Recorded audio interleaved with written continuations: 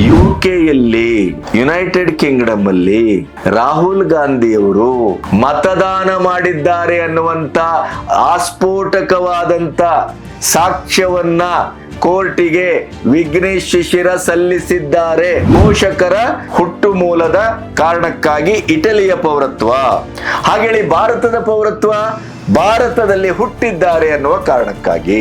ಇದೆರಡು ಸಾಕಲ್ವಾ? ರಾಹುಲ್ ಗಾಂಧಿ ಅವರ ತಾಯಿ ಇಟಲಿ, ರಾಹುಲ್ ಗಾಂಧಿ ಹುಟ್ಟಿದ್ದು ಭಾರತ.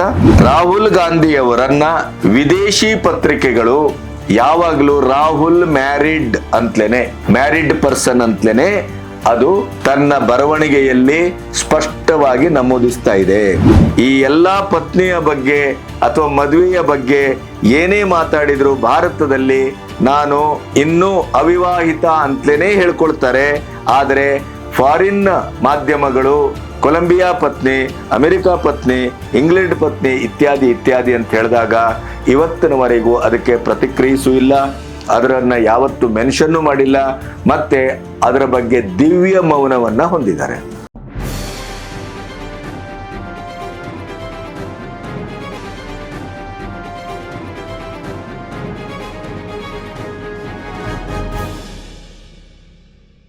ನಮಸ್ತೆ, ಬಿ ಗಣಪತಿ ನ್ಯೂಸ್ ಚಾನೆಲ್ಗೆ ಸ್ವಾಗತ.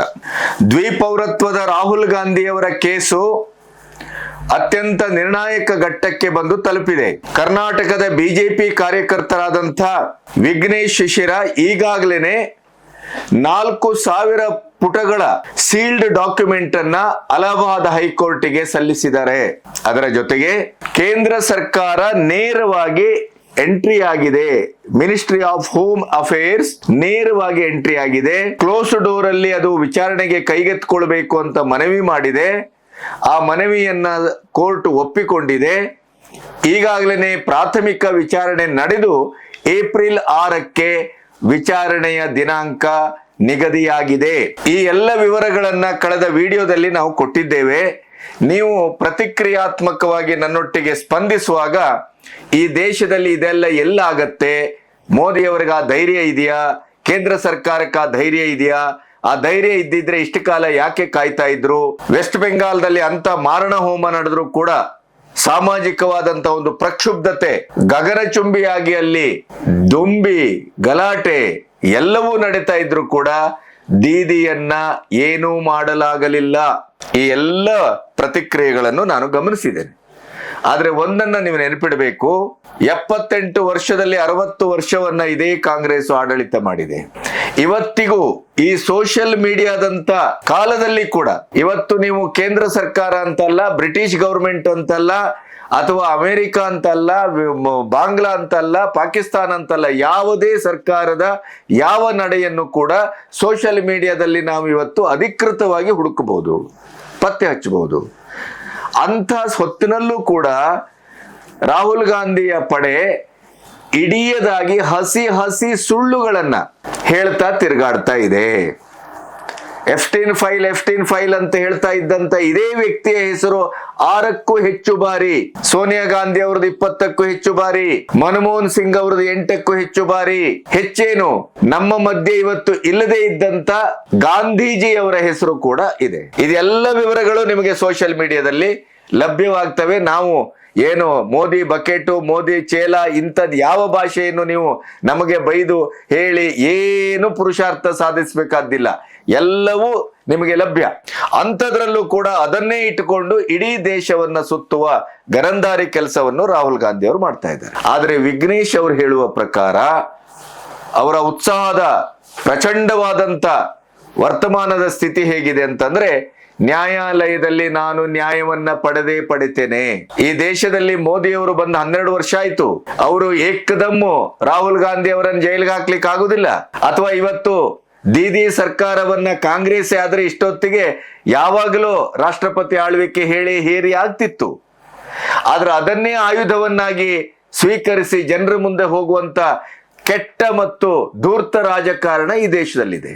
ಹಾಗಾಗಿ ಸಮಯ ಸಂದರ್ಭ ಕಾದಾಗ ಬೆಸೆಯುವ ಇಡೀ ಆ ತಂತ್ರವನ್ನೇ 12 ವರ್ಷದಲ್ಲಿ, ಅದು ವಕ್ಫ್ ಕಾಯ್ದೆ ಇರಬಹುದು, ತ್ರಿಬಲ್ ತಲಾಕ್ ಇರಬಹುದು, 370ಯನ್ನ ರದ್ದುಗೊಳಿಸುವಂತದ್ದಿರಬಹುದು, ಈಗ ಕಾಮನ್ ಸಿವಿಲ್ ಕೋಡ್ಗೆ ಸ್ವತಃ ಸುಪ್ರೀಂ ಕೋರ್ಟೇ ಅದಕ್ಕೆ ಸಕಾಲ ಕಾಲ ಪಕ್ವವಾಗಿದೆ, ಮುಂದೆ ಹೋಗಿ ಸರ್ಕಾರ ಮುಂದೆ ಬಂದು ಮಾಡಬೇಕು ಅನ್ನುವ ಮಟ್ಟಕ್ಕೆ ಬಂದಾಗ ಮಾತ್ರ ಅದನ್ನ ಸರಿಯಾದ ರೀತಿಯಲ್ಲಿ ಎಕ್ಸಿಕ್ಯೂಟ್ ಮಾಡುವಂತದ್ದು ಮೋದಿಯವರ ಮನೋಧರ್ಮ. ಹಾಗಾಗಿ ಈಗ ಸುಬ್ರಹ್ಮಣ್ಯಂ ಸ್ವಾಮಿ ಅವರು ಎಷ್ಟೇ ಹೇಳಿದ್ರು ಕೂಡ ಇಲ್ಲಿಯವರೆಗೆ ಕೇಂದ್ರ ಸರ್ಕಾರ ಅಥವಾ ಗೃಹ ಇಲಾಖೆ ಎಂಟ್ರಿ ಆಗಿರಲಿಲ್ಲ, ಈಗ ಎಂಟ್ರಿ ಆಗಿದೆ. ಕೇಂದ್ರ ಸರ್ಕಾರದ ಕ್ಲೋಸ್ ಡೋರ್ ವಿಚಾರಣೆಯನ್ನ ಕೋರ್ಟ್ ಒಪ್ಪಿಕೊಂಡಿದೆ. ಆಮೇಲೆ ಕೋರ್ಟ್ ಕೂಡ ಪ್ರಾಥಮಿಕವಾದಂತ ಮೇಲ್ನೋಟದ ಒಂದು ಸಾಂದರ್ಭಿಕ ವಿಚಾರಣೆಯಲ್ಲಿ ಕನ್ವಿನ್ಸ್ ಆದಂಗೆ ಕಾಣ್ತಾ ಇದೆ. ಆದ್ರಿಂದಲೇ ಕೇಂದ್ರ ಸರ್ಕಾರವನ್ನು ಪಾರ್ಟಿ ಮಾಡಿ ಈಗ ಅಧಿಕೃತ ವಿಚಾರಣೆಗೆ ಕೈಗೆತ್ಕೊಂಡಿದೆ.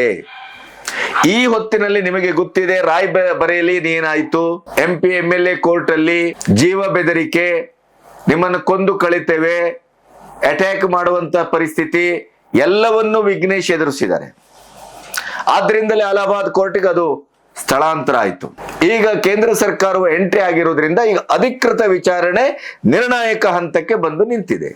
ಆದರೂ ಕೂಡ ಪ್ರಾಯಶಃ ವಿಘ್ನೇಶ್ ಶಿಶಿರ ಅವರಿಗೆ ಜೀವ ಬೆದರಿಕೆಯ ಅಥವಾ ಅತಂತ್ರ ಸ್ಥಿತಿಯ ಯಾವ ಹೊತ್ತಿಗೆ ಏನೂ ಆಗಬಹುದಾದಂತ ಒಂದು ಸೂಚನೆ ಇದ್ದ ಹಾಗೆ ಕಾಣ್ತಾ ಇದೆ.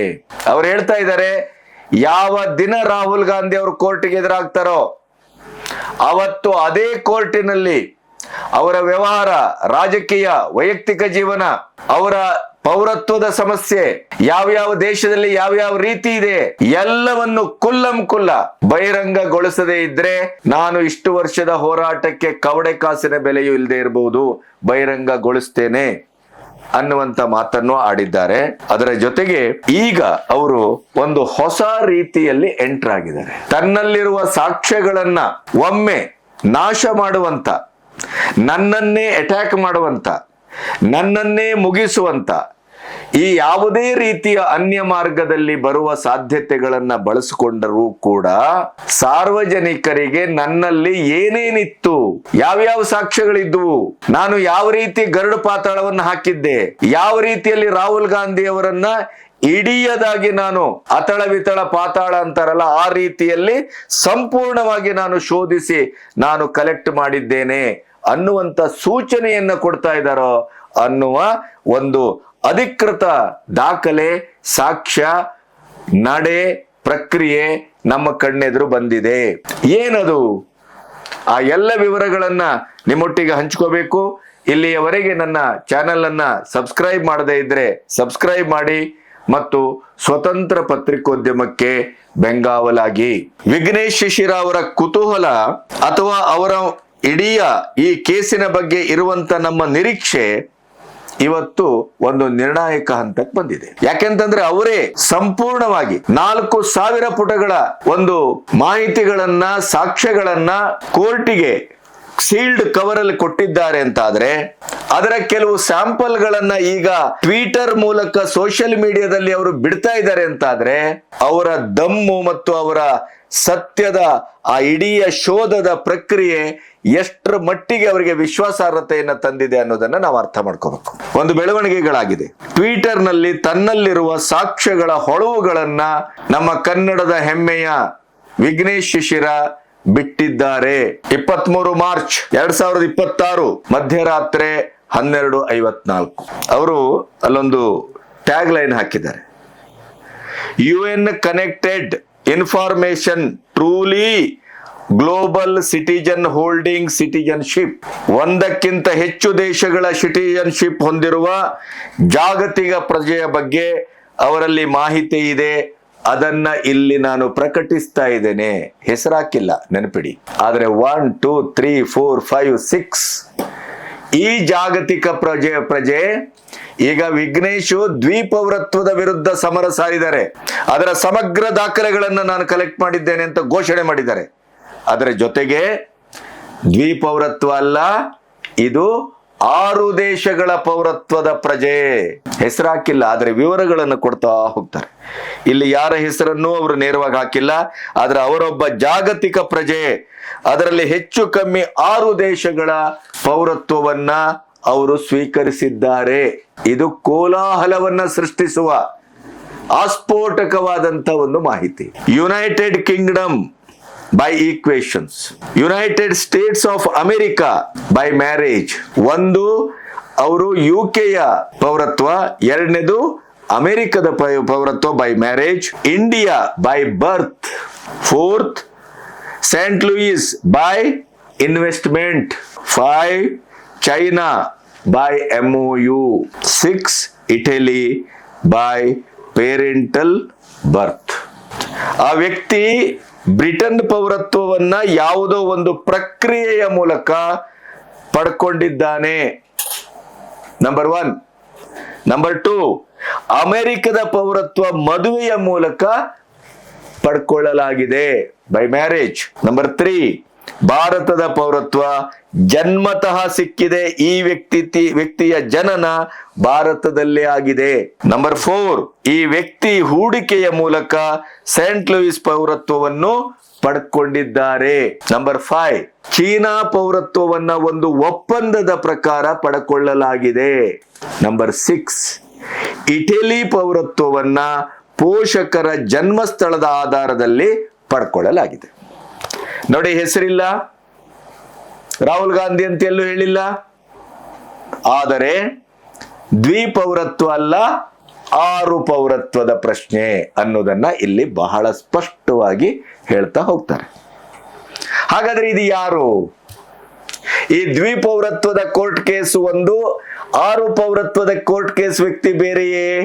ನಿಮಗೆ ಇದೆಲ್ಲ ಡಾಟ್ಗಳನ್ನ ಕನೆಕ್ಟ್ ಮಾಡ್ತಾ ಹೋದ್ರೆ ಕೋರ್ಟ್ ಆಫ್ ಲಾದ ಕಾರಣಕ್ಕಾಗಿ ಕೇಸು ಕೋರ್ಟ್ ನಲ್ಲಿ ಇರುವುದರಿಂದ ಟ್ವಿಟರ್ ಮೂಲಕವೋ ಸೋಷಿಯಲ್ ಮೀಡಿಯಾದಲ್ಲೋ ಅವರು ನಾಮಾಂಕಿತವಾಗಿ ಯಾವುದೇ ಸಾಕ್ಷ್ಯಗಳನ್ನ ಬಿಡುವಾಗಿಲ್ಲ. ನಿಮ್ಗೆ ಗೊತ್ತಿದೆ ಅದು. ಇಲ್ಲವರು ಹೇಳ್ತಾ ಇರುವಂತದ್ದೇನು, 140 ಕೋಟಿ ಜನರ ಎದುರು ದ್ವಿಪೌರತ್ವ ಅಂತ ನಾನೇನು ಹೋರಾಟ ಮಾಡಿದ್ದೇನೆ, ದ್ವಿಪೌರತ್ವ ಅಲ್ಲ, ಇದು 6 ದೇಶಗಳ ಪೌರತ್ವದ ಪ್ರಶ್ನೆ. ಈ ವ್ಯಕ್ತಿಗೆ ಮುಂದೆ ಹೇಳ್ತಾರವ್ರು, ಅದರ ಕೆಳಗಡೆ ನಿಮ್ಗದರ ಸ್ಕ್ರೀನ್ ಶಾಟ್ ಅನ್ನು ಹಾಕಿದ್ದೇವೆ ನಾವು. ಈ ವ್ಯಕ್ತಿಗೆ ಮೊದಲ ಪತ್ನಿಯಿಂದ 2 ಮಕ್ಕಳಿದ್ದಾರೆ. ಹುಡುಗನ ವರ್ಷ 21, ಹುಡುಗಿಯ ವರ್ಷ 19. ಈ ರಾಷ್ಟ್ರೀಯ ಪ್ರಜೆ, ಅಂತಾರಾಷ್ಟ್ರೀಯ ಪ್ರಜೆ, 6 ದೇಶದ ಪೌರತ್ವವನ್ನು ಹೊಂದಿರುವ ಪ್ರಜೆ. ಇನ್ನು 4ನೇ ಮದುವೆ ಆಗಿದ್ದಾರೆ. 4ನೇ ಪತ್ನಿಗೆ ಅವಳು ಕನ್ನಡ ಭಾಷೆಯನ್ನು ಮಾತಾಡ್ತಾಳೆ. ಅವಳು ಯುನೈಟೆಡ್ ಕಿಂಗ್ಡಮ್ ಅಲ್ಲಿ, ಯುಕೆಯಲ್ಲಿ ವಾಸ ಮಾಡ್ತಾ ಇದ್ದಾಳೆ. 2 ಮಕ್ಕಳಿದ್ದಾರೆ. ಇವರು ಯುಕೆಯಲ್ಲಿ ಓದುತ್ತಿದ್ದಾರೆ. ಇದರ ಮಧ್ಯೆ ಇನ್ನೊಂದು ಗಮ್ಮತ್ತು ಗೊತ್ತಾ ನಿಮಗೆ? ಯುಕೆಯಲ್ಲಿ, ಯುನೈಟೆಡ್ ಕಿಂಗ್ಡಮ್ ಅಲ್ಲಿ ರಾಹುಲ್ ಗಾಂಧಿಯವರು ಮತದಾನ ಮಾಡಿದ್ದಾರೆ ಅನ್ನುವಂತ ಆಸ್ಫೋಟಕವಾದಂತ ಸಾಕ್ಷ್ಯವನ್ನ ಕೋರ್ಟಿಗೆ ವಿಘ್ನೇಶ್ ಶಿಶಿರ ಸಲ್ಲಿಸಿದ್ದಾರೆ. ಇಂಗ್ಲೆಂಡಿನಲ್ಲಿ ಅಧಿಕೃತ ನಿವಾಸ, ಅವರು ಹಿಂದೆ ಇದ್ದಂತ ಕಂಪನಿಯ ಡೈರೆಕ್ಟರ್ಶಿಪ್, ಅಲ್ಲಿ ಸ್ವತಃ ಅವರು ನಾನು ಇಂಗ್ಲೆಂಡಿನ ಪ್ರಜೆ ಅನ್ನೋದನ್ನ ಘೋಷಿಸಿಕೊಂಡದ್ದು. 2004 ಅವರ ಪ್ರಥಮ ಎಲೆಕ್ಷನ್ ನಲ್ಲಿ ಇದೆಲ್ಲವನ್ನು ಅವರ ಅಫಿಡವಿಟ್ ಅಲ್ಲಿ ದಾಖಲಿಸಿದ್ದು. ಇದೆಲ್ಲವನ್ನು ಹೇಳಿದ್ದೇವೆ ನಾವು. ಈಗ ಇನ್ನೊಂದು ಇದೆಲ್ಲದಕ್ಕೆ ಪೂರಕವಾದಂತ ಮುಕುಟ ಸಾಕ್ಷ್ಯ ಏನು ಅಂತಂದ್ರೆ, ಅವರು ಇಂಗ್ಲೆಂಡಿನಲ್ಲಿ ಮತದಾನವನ್ನ ಮಾಡಿದ್ದಾರೆ.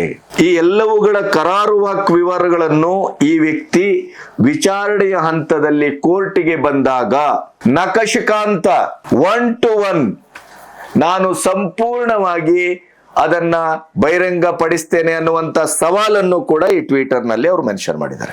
ಹಾಗೆ ಈ ಯಾವ ವ್ಯಕ್ತಿಯ ಮಾಹಿತಿ ನೀಡಿದ್ದಾರೋ ಅವರ ಹೆಸರನ್ನ ಮಾತ್ರ ಇಲ್ಲಿ ಹಾಕಿಲ್ಲ. ಯಾಕೆ ಅಂತ ಅದರ ವಿವರವನ್ನ ಕೊಟ್ಟಿದ್ದೇನೆ ನಾನು. ಆದರೆ ಇಲ್ಲಿ ಡಾಟ್ ಕನೆಕ್ಟ್ ಮಾಡ್ಬೇಕು ನಾವು. ಇವ್ರು ಹೇಳ್ತಾರೆ ಇಟಲಿಯ ಪೌರತ್ವ ಯಾವ ಕಾರಣಕ್ಕಾಗಿ? ಪೋಷಕರ ಒಂದು ಹುಟ್ಟಿನ ಪೌರತ್ವದ ನೆಲೆಯಲ್ಲಿ, ಪೋಷಕರ ಹುಟ್ಟು ಮೂಲದ ಕಾರಣಕ್ಕಾಗಿ ಇಟಲಿಯ ಪೌರತ್ವ. ಹಾಗೇಳಿ ಭಾರತದ ಪೌರತ್ವ, ಭಾರತದಲ್ಲಿ ಹುಟ್ಟಿದ್ದಾರೆ ಅನ್ನುವ ಕಾರಣಕ್ಕಾಗಿ. ಇದೆರಡು ಸಾಕಲ್ವಾ? ರಾಹುಲ್ ಗಾಂಧಿ ಅವರ ತಾಯಿ ಇಟಲಿ, ರಾಹುಲ್ ಗಾಂಧಿ ಹುಟ್ಟಿದ್ದು ಭಾರತ. ಹಾಗಾದ್ರೆ ದ್ವಿಪೌರತ್ವದ ಬದಲು ಈಗ 6 ಪೌರತ್ವದ ಪ್ರಶ್ನೆ ಎದುರಾಗ್ತಾ ಇದೆ ಕೋರ್ಟ್ ಅಲ್ಲಿ. ಈ ಎಲ್ಲ ದಾಖಲೆಗಳನ್ನು ವಿಘ್ನೇಶ್ ಹಾಗಾದ್ರೆ ಕೋರ್ಟಿಗೆ ಕೊಟ್ಟಿದ್ದಾರಾ, ಈ ಪ್ರಶ್ನೆ ಕಾಡ್ತಾ ಇರುವಂತದ್ದು. ಕೊಡದೇ ಇದ್ರೆ ಅವ್ರು ಯಾಕೆ ಮೆನ್ಷನ್ ಮಾಡ್ತಾರೆ? ಹಾಗಾದ್ರೆ ಈ ಕೇಸಿನ ಗಾಂಭೀರ್ಯ ಎಷ್ಟು? ಅದಕ್ಕೆ ತಾನೇ ಸರ್ಕಾರದ ವತಿಯಿಂದ ವಾದಿಸ್ತಾ ಇರುವಂತ ವಕೀಲರಾದಂತ ಪಾಂಡೆ ಅವರು, ಇದು ಕ್ಲೋಸ್ ಡೋರ್ ಅಲ್ಲಿ ಓಪನ್ ಕೋರ್ಟ್ ಅಲ್ಲಿ ಆಗುವಂತ ಕೇಸ್ ಅಲ್ಲ, ಆದ್ರಿಂದಲೇ ಪ್ರಾಥಮಿಕ ವಿಚಾರಣೆಯನ್ನು ಕೂಡ ನ್ಯಾಯಾಧೀಶರು ಚೇಂಬರ್ ನಲ್ಲೇ ಮಾಡಿದ್ದಾರೆ.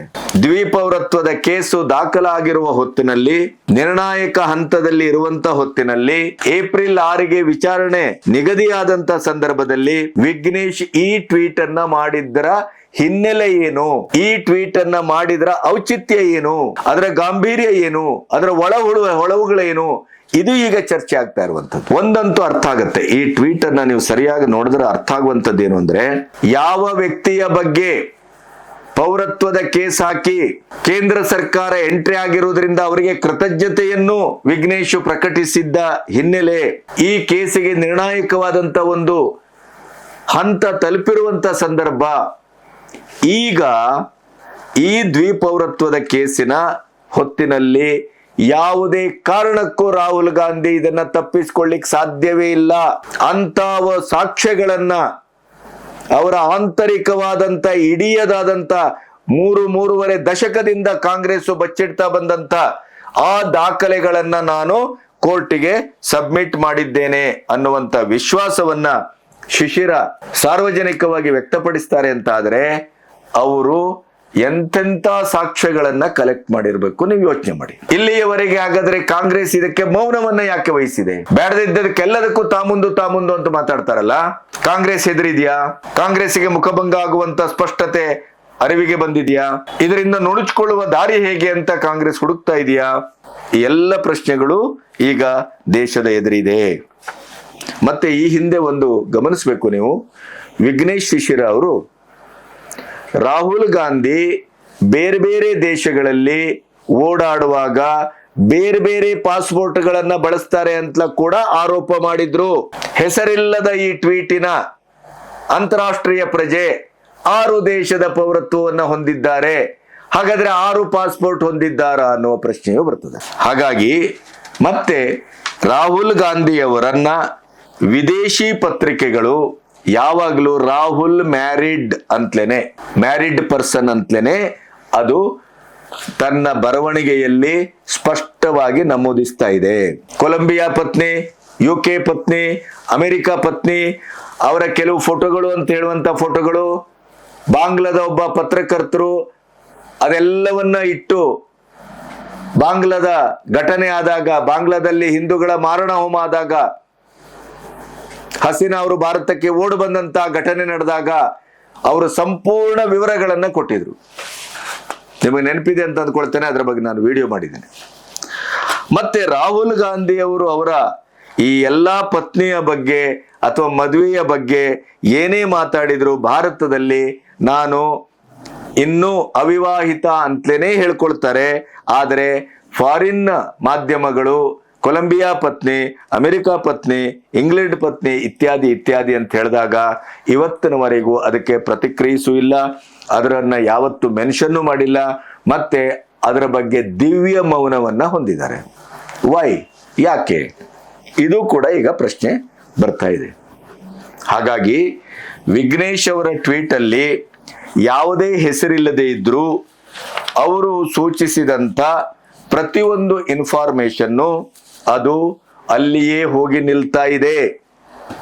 ಭಯಾನಕ ಅಂದ್ರೆ ದ್ವಿಪೌರತ್ವ ಕೇಸಲ್ಲ, ಇದು 6 ದೇಶದ ಪೌರತ್ವದ ಪ್ರಶ್ನೆ. ಭಾರತೀಯ ಸಂವಿಧಾನದಲ್ಲಿ ದ್ವಿಪೌರತ್ವದ ಪ್ರಶ್ನೆ ಬಿಡಿ, ಭಾರತದ ಯಾವುದೇ ಪ್ರಜೆ ಇನ್ನೊಂದು ದೇಶದ ಪೌರತ್ವವನ್ನ ಪಡ್ಕೊಂಡಿದ್ದಾರೆ ಅಂತ ಆದರೆ ಆ ಕ್ಷಣದಿಂದಲೇ ಅವರ ಎಲ್ಲ ಹುದ್ದೆಗಳು, ಎಲ್ಲ ಸ್ಥಾನಮಾನಗಳು ಎಲ್ಲವೂ ಬರ್ಖಾಸ್ತುಗೊಳ್ತವೆ.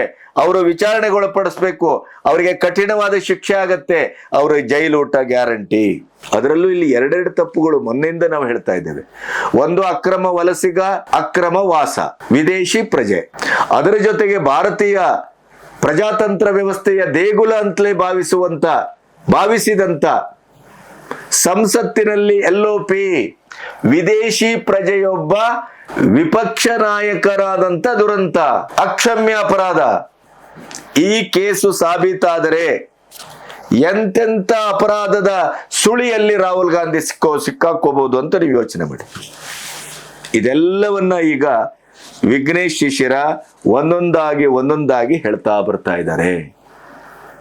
ಎಂತ ದುರಂತ, ಎಂತ ಗಂಭೀರ, ಎಂತ ಆಸ್ಫೋಟಕ ಪರಿಸ್ಥಿತಿ.